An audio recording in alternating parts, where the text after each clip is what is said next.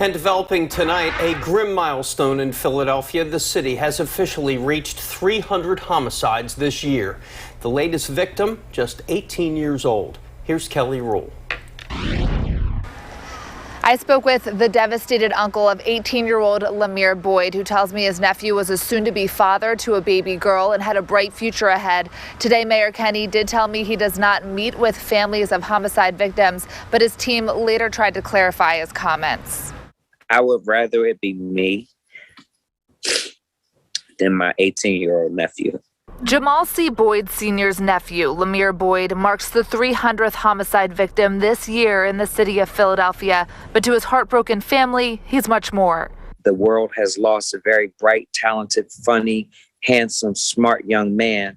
Philadelphia police say more than 50 shots were fired from 3 guns last night at 52nd and Larchwood Streets just before 10 p.m., hitting cars, businesses.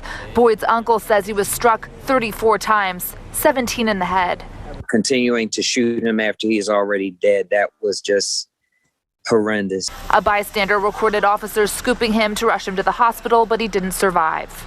Have you had an opportunity to sit down and talk to any of these families? I've spoken to folks who were involved in some of the officers involved in shootings, but have not spoken individually to people.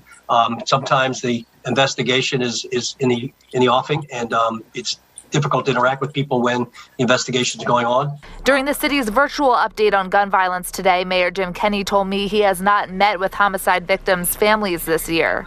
And is that typical compared to past years, or is I've never met with any families in almost 7 years. His team later followed up with me via email and said he has met with several mothers of children through a city program this year.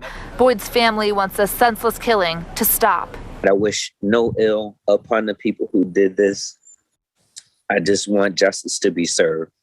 Late this afternoon, a spokesperson for Mayor Jim Kenney did release a statement saying in part, quote, "While I have been in touch and our administration continues to engage with some families of loved ones who were injured or killed by violence, the vast majority of the trauma and intervention supports are offered by various city departments because we know that violence prevention starts with prevention and ends in healing." We'll have the full statement on fox29.com. In West Philadelphia, I'm Kelly Rule, Fox 29 News.